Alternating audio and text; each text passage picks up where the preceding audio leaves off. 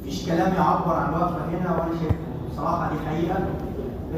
النجاح اللي اتحقق خلال 2025 و2026 من انجازات اتحاد طلاب تحيا مصر كبير وعظيم. وانا دلوقتي هتكلم بشكل اعم عن الفكره وعن ازاي تحولت الفكره دي لاكبر اتحاد شبابي موجود في وزاره الشباب والرياضه موجود في مصر عامه بشكل كبير. اولا انا مصطفى قطاش رئيس اتحاد شباب تحيا مصر.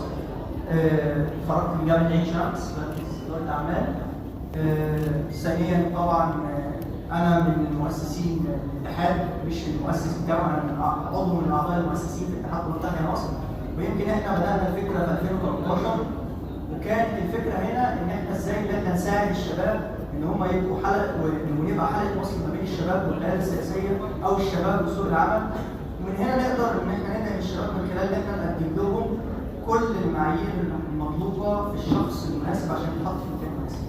وده كان الهدف الرئيسي والهدف الاسمى للاتحاد، ان احنا نخلق كوادر حقيقيه. الكوادر دي لما تبقى موجوده في اي مكان تقدر ان هي تحقق ناتج حقيقي ووصل مجتمعي ووصل كمان اقتصادي كبير. بدأنا بالفكره بمجموعه شباب متطوعين كانوا موجودين، منهم مجموعه دلوقتي كبيره جدا بقى لهم اكثر من 8 سنين موجودين في الاتحاد.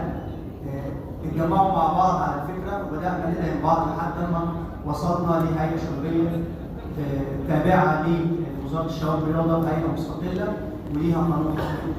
اتكلم بسرعه. اتحاد طلاب تحيا مصر هي الفكره كانت بتضم طلاب بس. الطلاب دول بيبقوا من سن 18 سنه لحد سن 24 سنه.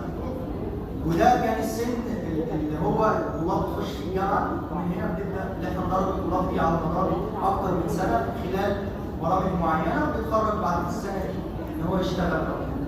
لكن لما جينا لقينا ان في شباب كتير قدمت عندنا طلاب مدارس، فبدانا نفكر ان احنا ازاي نعمل اتحاد لطلاب المدارس ويبقى عندنا اتحاد طلاب مدارس تحيا مصر. وقلنا ان احنا نخلق جيل جديد من البدايه، ناخد الصغيرين من سن 13 سنه لحد سن 18 سنه وبدانا نشتغل عليهم. عملنا لهم اكتر من برنامج، في برنامج منهم اسمه القائد الصغير، باخد الطالب في سن المدرسه بديله تدريبات كتير جدا وبديله معايشه وبدخل له المدرسه من خلال اللي انا بقدم له مقترحات واخليه يشتغل على نفسه وهو صغير. خليه يعمل سي في نفسه وبخليه يبدا ان هو ازاي اي حاجه بتخص الدوله المصريه من مشاركات بخليه يشارك فيها.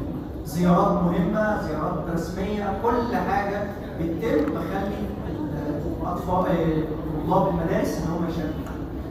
بعدها سن الجامعه